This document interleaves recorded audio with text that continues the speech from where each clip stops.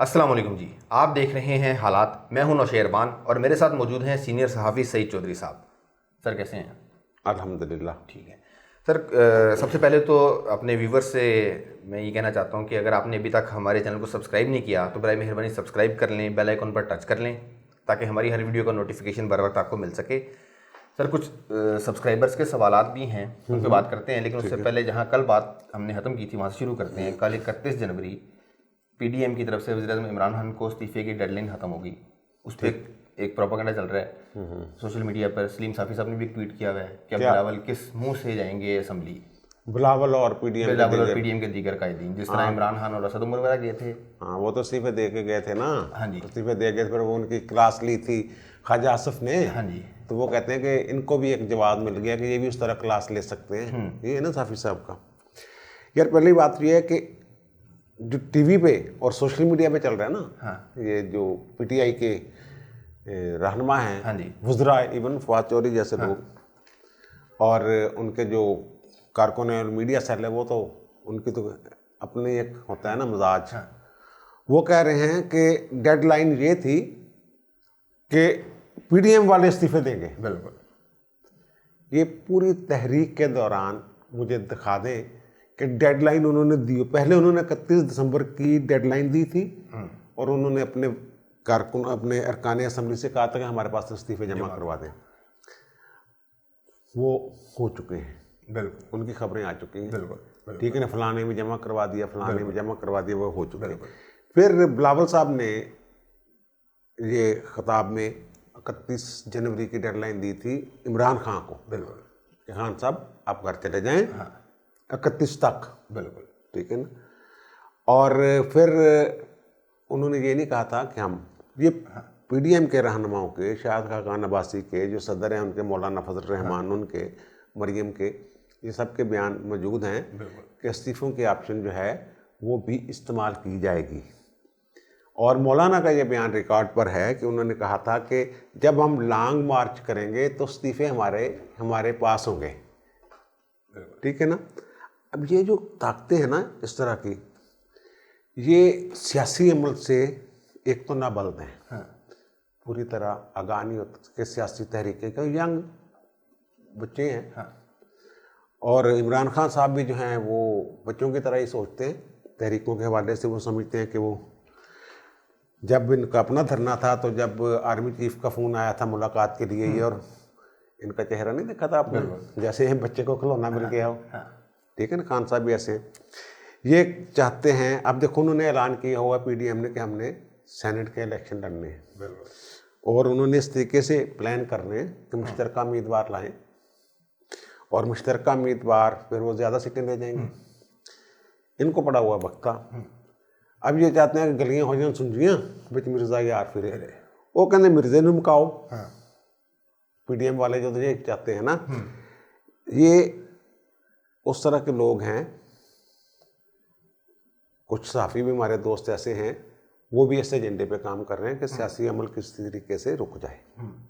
एक एजेंडा होता है ना। जब मुशर्रफ के दौर में 2008 के इलेक्शन होने वाले थे, उससे पहले अजलास कुल जमाती जमहूरी इत्तेहाद जो था ना बना हुआ इनका अलायंस, लंदन में इनका औरत, वहाँ अमीन फ़हीम साहब गए थे तो पैगाम लेके बेनज़ीर भुट्टो का। वहाँ काजी हुसैन अहमद और दीगर जो लोग थे और इमरान खान साहब ये कह रहे थे कि इलेक्शन का बाइकाट कर दें।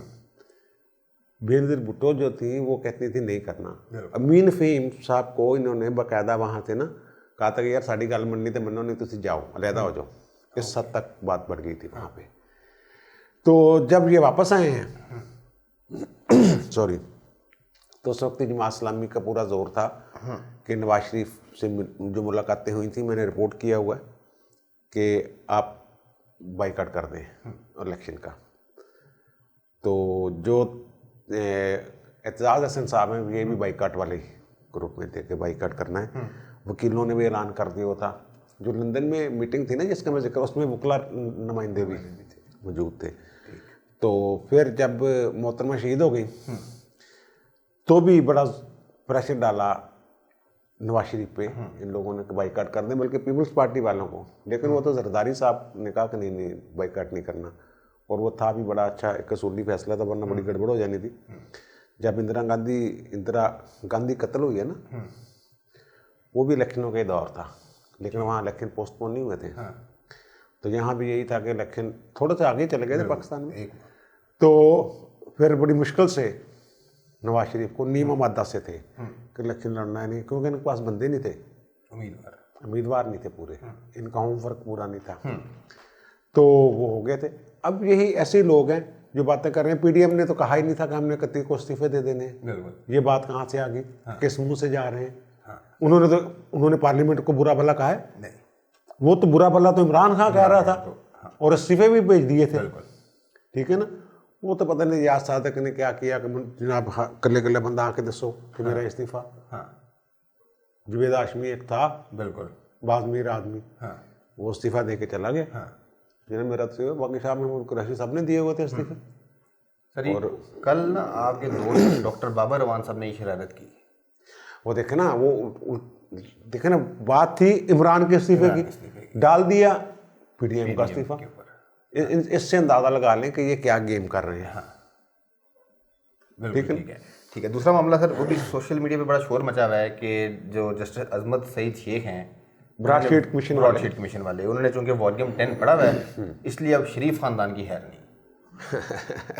यार ये हमारे जो दोस्त हैं ना, ये भी वही दोस्त हैं जो पहले वाले, बिल्कुल वैसे ही कि जनाब अब उनकी खैर नहीं। शेख रशीद साहब ने भी यही फरमाया था कि वॉल्यूम 10 पढ़ा है जी उन्हें, हैं देख लेना फिर किसी। उस पर हमने शेख रशीद साहब को कहा था कि ये क्या उन्होंने कह दिया कि वो तो फिर इसको जानबदारी पे मोहर लगा रहे हैं ना। यार ये लोगों को ये गैर मेरे ख्याल कहते हैं बस ऐसी किसी ने छोड़ी हुई है। वॉल्यूम 10 ये भी मैं बताता हूँ वॉल्यूम 10 क्या है, ये भी आज बता ही देते हैं दोस्तों को। पहले थोड़ी सी बात कर लें वो उसकी ब्रॉडशीट कमीशन की। ठीक है। जो भी कमीशन बनता है ना, इंक्वायरी कमीशन एक कानून है, उसके तहत बनता है। उस कानून में लिखा हुआ है कि टर्म्स ऑफ रेफरेंस जो हैं वो हुकूमत उनका तयन करेगी, यानी वो सवालात देगी कि ये जवाब चाहिए। अब ये ज़रूरी नहीं है अपने तरफ से एक लफ्ज़ भी, एक पैराग्राफ भी कमीशन ऐड नहीं कर सकता। ठीक है। अगर वो कहेंगे कि मुल्ज़मान का तयन करें तो ये तयन करेगा। अगर वो कहेंगे कि आप इसमें हमें सिफारिशात दें कि हमें क्या करना चाहिए, तो ये कमीशन करेगा। बिल्कुल। अब जो टर्म्स ऑफ रेफरेंस हैं उनमें एक तो ये ब्रॉडशीट का माहदा जो हुआ है उसमें क्या गफलत हुई है। जो पेमेंट्स हुई हैं 2008 में, वो जेम्स जेरी वाली $15 लाख, और अब उनको जो ब्रॉडशीट वालों को वो मुसवी साहब को जो हुई हैं उनमें क्या कोताही हुई हैं। फिर आगे जाके आखिरी जो पैराग्राफ है टर्म्स ऑफ रेफरेंस का, वो ये है कि जो उन्होंने टारगेट्स रजिस्टर्ड किए थे ब्रॉडशीट ने, या जो लिस्ट एक थी कि ये करना है, मतलब एवन फील्ड और सरे महल, स्विस अकाउंट्स वगैरह, ये इंक्वायरियाँ क्यों बंद हुई, इस पर आगे कार्रवाई क्यों नहीं हुई, ठीक है, इसका जिम्मेदार क्यों है, इससे कौमी खजाने को कितना नुकसान हुआ है। बिल्कुल। ये इसमें वॉल्यूम 10 कहाँ आ गया? वॉल्यूम 10 की इंक्वायरी वो कैसे करेगा? एक मिनट। ठीक है। दूसरी बात यह है कि अगर ये कहते हैं वॉल्यूम 10 उनके बहुत खिलाफ था, GIT जो थी पनामा में बनी, उसका तो काम ही यह था कि इनकी मंजी ठोकना, शहबाज गिल की जबान में, नून लीग वालों की, ठीक है ना। मंजी ठोकने के लिए ये कहते हैं कि वॉल्यूम 10 में वो चीज़ें हैं कि तूफान बर्पा हो जाए। तो फिर GIT ने उस पर जोर क्यों नहीं दिया कि जनाब मंजी से वॉल्यूम 10 तो ठुकनी है। और अदालत भी मंजी ठोकने पे तुली हुई थी। ये सारी दुनिया को पता है। ये यानी जैसे कहते हैं कि जुल्फ़िकार अली भुट्टो की फांसी वाला केस है ना, वो हमेशा मतनाज़ा रहेगा, उसी तरह का ये एक मतनाज़ा फैसला है सुप्रीम कोर्ट का। किसी भी आप कानूनी माहर से पूछ लें। तो अगर वो मंजी ठोकना चाहते थे, उन्होंने उस पर कार्रवाई क्यों नहीं की? अब ख्वाजा हारिस की बात भी सोशल मीडिया पर, ख्वाजा हारिस ने पढ़ा है जनाब, इन्होंने पता है कि ये कहा वो कोई खुफिया डॉक्यूमेंट नहीं था। अगर खुफिया डॉक्यूमेंट होता तो ख्वाजा हारिस को क्यों पढ़ने के लिए देते हैं? अब उन्होंने ख्वाजा हारिस को ये कहा था कि ख्वाजा साहब ये वॉल्यूम 10 है, जिन मुख्तलिफ वॉल्यूम्स में वो जो पूरी रिपोर्ट थी ना, जिल्द अव्वल जिल्द 2, यानी इतनी मोटा तो नहीं किताब रखी जा सकती सामने अदालत के, तो उन्होंने मुख्तलिफ वॉल्यूम्स में तकसीम कर दी थी। तो एक वॉल्यूम 10 भी था उसमें। उन्होंने ख्वाजा को कहा ख्वाजा साहब ये भी देख लें।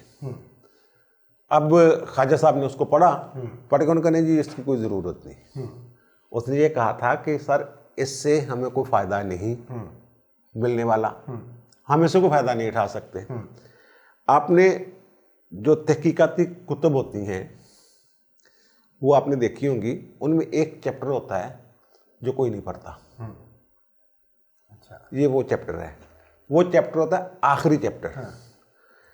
आखिरी चैप्टर में एक तो रेफरेंस होते हैं कि जनाब जब आप पढ़ते हैं ना पैराग्राफ, उसमें लिखा होता है 5 ऐसे करके। फिर वो आखिरी जो चैप्टर होता है, वॉल्यूम होता है, उसमें लिखा हो 5 के आगे लिखा हो ये हमने चीज़ फलां से ली है, फलां बुक से ली है, या फलां की तहकीक से हमने ये नकल की है। बिल्कुल ठीक है ना, ब्रैकेट में भी लिखा होता है कि वो फलां से ली है, लेकिन उसकी फिर आगे वो मज़ीद वजाहत होती है कि ये वहाँ। अब ख्वाजा हारिस साहब ने पढ़ी है और उनके चैम्बर से जो मुझ तक बात पहुँची है वो ये है, जैसे फुटनोट होता है नीचे, मसलन अगर आप कॉन्स्टिट्यूशन पढ़ रहे हैं, उसमें लिखा हुआ कि जनाब आर्टिकल 43, उसके ऊपर ऐसे करके 1 लिखा होता है, और फिर नीचे एक लाइन होती है जहाँ वो ख़त्म हो जाता है आर्टिकल, सफ़े के नीचे सबसे नीचे वो लिखा होता है इसमें फ़लाँ तारीख को तरमीम नंबर 18 के ज़रिए तरमीम की गई। ये फुटनोट होता है। वॉल्यूम 10 वो है, फुटनोट कह लें, रेफरेंस कह लें, वो चैप्टर जो किसी तहकीकाती किताब के आखिर में होता है। और वो एक चैप्टर भी होता है फरहंग, ठीक है ना, उसमें होता है कि जो मुश्किल अल्फाज होते हैं ना, जब मुख्तलफ इस्तिलाहात इस्तेमाल की जाती हैं, उससे उस इन इस्तिलाहात मसलन कि ये कह दें कि मुशावरत से क्या मुराद है। मुशावरत एक पूरा आर्टिकल जो हमारा है ना आइन, उसमें भी एक चैप्टर है ये इस्तिलाहात वाला, कि इससे क्या मुराद है, वो चैप्टर ये उस टाइप की सी भाई है। ये वो नहीं, अगर इसमें कुछ जान होती, इसकी बुनियाद पे छुरा फेरा जा सकता था, तो जीआईटी ने क्यों नहीं कहा जनाब छुराते प्याज जनाब तुसी कोई हो रहा है, इधर उधर तुरे फिरते हो। इनको तो उनको नहल करने के लिए चीज़ कोई नहीं मिली। ठीक है ना, ठीक है, कि इस बुनियाद पे जो इनका अजमत सईद साहब ने फरमाया हुआ है मुख्तलिफ डिक्शनरियों से लेके कि जनाब तनख्वाह का मतलब यह है कि पैसे ना भी लिए जाएं तो वो उसकी आमदनी ही होता है। ठीक है, तो क्या है इसमें क्या अभी वो टिकट डाल रहे थे टीवी पे कि तारिक फवाद मलिक साहब हैं, वो कहते हैं मैं भी कमीशन में पेश होना चाहता हूँ, ये कौन साहब है? तारिक फवाद मलिक साहब असल में उनमें से है, मुल्ज़िमों में से है।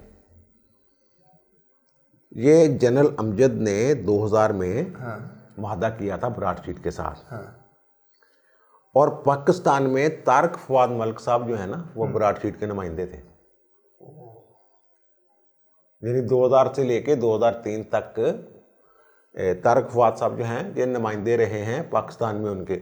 अब ये अपनी सवाइयाँ दे रहे हैं कि जरा मैं तो डाकखाना था, वहाँ से चीज़ आती थी तो मैं नैब वालों को दे देता था, नैब वाले जो देते थे मैं उनको दे देता था। ये एयरफोर्स में रहे हैं, फौजी हैं, ठीक है ना, 93 तक के जो, और इनके जो ससुर है ना वो भी जनरल ही थे, उन्हीं के बंदे हैं यार। और पूरा ग्रुप था ना, इवन ये कि वहाँ फारूक आदम जो था वो भी फौजी था, मेजर था, बिल्कुल निकाला हुआ, आपने बताया था, ठीक है ना। तो ये भाई साहब भी वही थे। और जब जनरल मुनीर हफीज़ जो हैं वो आए ना चीफ इसके चेयरमैन, तो उन्होंने कहा यार ये तो काम ही कोई नहीं कर दी ब्राडशीट। तो फिर तारिक फवाद मलिक साहब ने कहना शुरू कर दिया यार ये तो काम ही नहीं करती, मिलें करनी शुरू कर दी कि ये तो काम ही नहीं कर दी। और जो जेम्स जेरी जो है उनको जो पेमेंट हुई है ये खुद नैब को मतलूब है, तारक मलिक साहब। हाँ जी। और जेम्स जेरी को जब ये मुबैना तौर पे 15 लाख की पेमेंट हुई ना 2008 में, बिल्कुल वो जो पेमेंट हुई है वो सुना है कि तारक फवाद मलिक साहब के अकाउंट के जरिए हुई है। ये सारे फंसे हुए हैं। और चौधरी वो जो है ना शेख साहब, अदमत सईद साहब, जज साहब, तो वो इनको किसी को फंसाना नहीं मकसद, बचाना है यार। अच्छा, तू यार इतने गौर से मेरी तरफ देखता है ना, वो नहीं सर, वो यार ठीक वो है, ठीक है ना, कमीशन जो है ना, ये जो तसव्वुर करके बैठे हुए हैं कि जनाब वॉल्यूम 10 ये वो, ठीक है ना, कि वो फंस जाएंगे, उनको फंसाने से ज्यादा इनको बचाना जरूरी। ओके, डन हो गया सर। अब वो मैंने पहले आपसे बात की थी ना कि हमारे कुछ सब्सक्राइबर्स ने भी कुछ एतराज़ उठाया हुआ है एक मामले में। वो मामला ये था कि जब हमने कल बात की अदाकारा नीलो पे, जी हाँ, तो वो ज़रका फिल्म के गाने पे भी, अब कुछ व्यूअर्स का कहना ये है कि वो आदाब शहनशाही नहीं, आदाब गुलामी है। हाँ, वो जो है ना गाना, हाँ जी, जो फिल्म में है, हाँ जी, तू के नावाक़फ़े आदाबे गुलामी है अभी, बिल्कुल, रक्स जंजीर पहन कर भी किया जाता है। बिल्कुल। लेकिन ये वाक़या है फरवरी 1965 का। हाँ। जब नीलो को लोग लेने आए थे, हाँ जी। और हमने कहा था कि 2 रवायतें कि एक डिगो में डाल लिया था, और वहाँ उन्होंने ख्वाब आवर गोलियाँ खाई, और दूसरा ये था कि शायद उन्होंने जब उनको मजबूर किया जा रहा था कि तुमने जाना है, तो वो दिल बर्दाश्त होकर उन्होंने वो ख्वाब आवर गोलियाँ खा ली थी। उस पे हबीब जालब साहब ने एक नज़म लिखी थी जिसका अनवान ही नीलो है। बिल्कुल।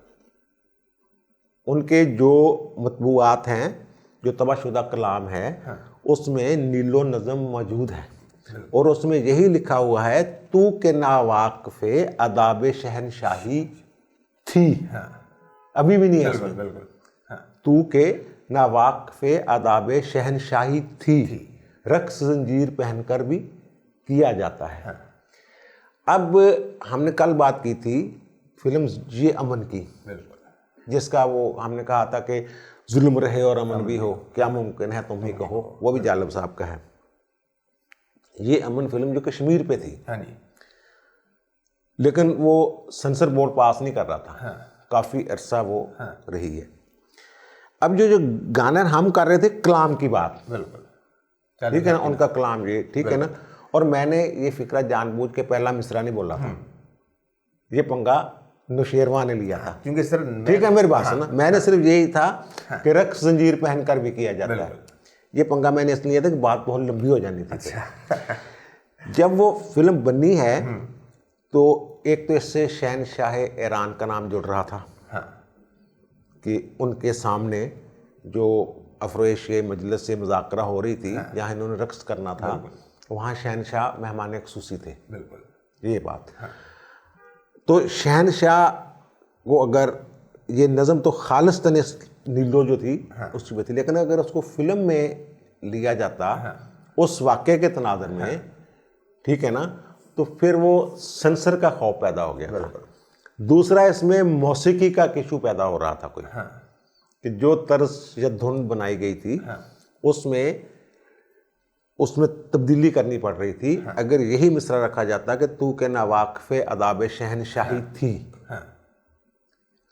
और फिर इन्होंने ये सेंसर से बचने के लिए गाने में तरमीम की जालब साहब की मर्जी से, तू के क्या है, तू के नावाक़फ़े अदाब गुलामी है अभी, और उस गाने में जब तशद्दुद होता है नीलो पे, तो वो एक अल्लाह की आवाज़ भी आती है, अल्लाह, जब तो वो नज़म में ये मौजूद नहीं है, ठीक है ना, जो नीलो है। तो ये सारा था जो आप फरमा रहे थे, आप जालब साहब के हवाले से ठीक कह रहे थे, लेकिन वो जो हमारे व्यूअर्स हैं वो भी बिल्कुल ठीक कह रहे हैं, गाना यही है, तू के नावाक़फ़े आदाबे गुलामी है अभी, बिल्कुल ठीक है ना।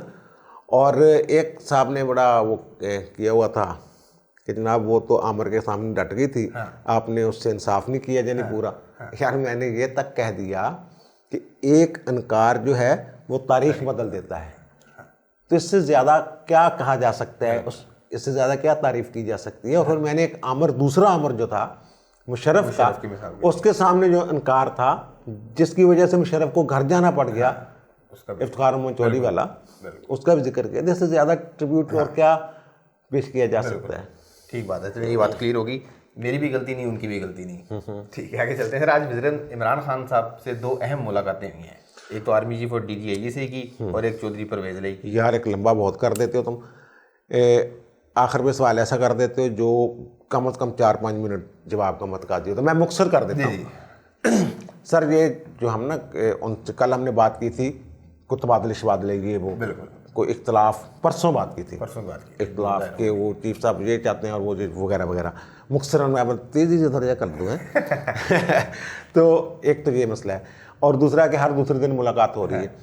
एक लाइन आती है कहीं से, फिर इकट्ठे होना होता है उस लाइन पे, और इनकी तो लाइन कोई नहीं, इमरान खान साहब की कहीं से लाइन लेनी होती है इन्होंने। और दूसरी बात यह है कि जो लाइन इनको मिलती है सियासतदानों से, उस पर एक ठप्पा लगवाना चाह रहे होते हैं कि उनसे एक ठप्पा लग जाए, ताकि कल को कोई बात हो तो मैं कोई तुझी तक आती बाजी। दो चीज़ें होगी, कमेटी बनाइए बाजार और उसमें ये सरवर और हाँ देखे ना। अब परवेज़ इलाही के टोटल 10 वोट हैं, ठीक है ना, 48 से 53 तक कोई एक तादाद है, वो चाहिए एक बंदे को सेनेटर में। कामल अली आगा का हम पहले खबर ब्रेक कर चुके हैं, कामल अली आगा मुश्तरका उम्मीदवार होगा, इस पर इत्तफाक हुआ है कि मुश्तरका उम्मीदवार होगा, ठीक है ना। ये क्यों, ये सौदेबाजी नहीं है, वो कह रहे सौदेबाजी हो रही है, ये सौदेबाजी नहीं, 10 सीटों वालों को आप कहने भाई जितना थोड़ा बनता ले लो, ये सौदेबाजी नहीं, सौदेबाजी ये है तहरीक अदम एतमाद का खौफ, नंबर 1। नंबर 2, किस यहाँ इनके 10 वोट जो हैं वो उनका जो है अपना सेकंड तरजीह वो हमें मिल जाएगी, वो कुछ हो जाएगी। तीसरे ये कि इनको परवेज़ इलाही को एक थोड़ा सा रोल दे के इसको ज़रा चुप करवा कर रखें। और तीसरा जो गवर्नर साहब को डाल रहे हैं, आपको याद होगा ज़रदारी साहब जो हैं, आइन का आर्टिकल 41 समथिंग कोई है, जो सदर को कहता है वो बिल्कुल गैर जानबदार होगा, किसी के साथ होगा, कोई किसी पार्टी का रुकन नहीं होगा। ऐवान सदर में वो होती थी इनकी पार्टी की मीटिंग्स, तो लाहौर हाई कोर्ट के 5 लोगों की बेंच में किसी ने चैलेंज किया था, एक डोगर ने, तो उन्होंने कहा था सदर साहब ये नहीं कर सकते, तो सारे अंदर सदर हो, गवर्नर भी सबका गवर्नर होता है। ओके, अब गवर्नर तोड़फोड़ कैसे कर अपना, अगर किसी ने चैलेंज कर दिया, गवर्नर साहब जो है या तो वो रुक जाएंगे या गवर्नर ही चली जाएगी उनकी, नहल हो जाएंगे वो। अब गवर्नर साहब कैसे करेंगे वो तोड़फोड़, तोड़ जोड़? यहाँ तो हो रहा है, बिल्कुल हो रहा है। वो तो वहाँ कराची वाला अपना अलग लगे या अलग, कोई चैलेंज नहीं करता किसी को। जो सदर का है ना कि गैर जानबदार, वो सबका सदर लिखा हुआ है आइन में, बिल्कुल कि वो सबका, और वही फार्मूला जो है वो गवर्नर पे फिट होता है, बिल्कुल गवर्नर भी सबका होता है। ठीक है, अब कोई चैलेंज कर देगा तो नई गेम खुल जाएगी, इमरान खान को लेने के देने पड़ सकते हैं, लेने देने वास्ते इन्होंने की होना इतने आगे बढ़ा, इतने कम हो रहा है, एक और हो जाएगी फिर नहीं आइंदे की इतने के आइंदे मुताबिक हो रहा है कि आइंदे मुताबिक हो रहा है। ठीक है सर, ओके। आपने सुन ली तमाम मामलात पे चौधरी साहब की राय, आपकी क्या राय है कमेंट्स में ज़रूर बताइएगा। आपसे मुलाकात होगी अगली वीडियो में, तब तक के लिए अल्लाह हाफ़िज़।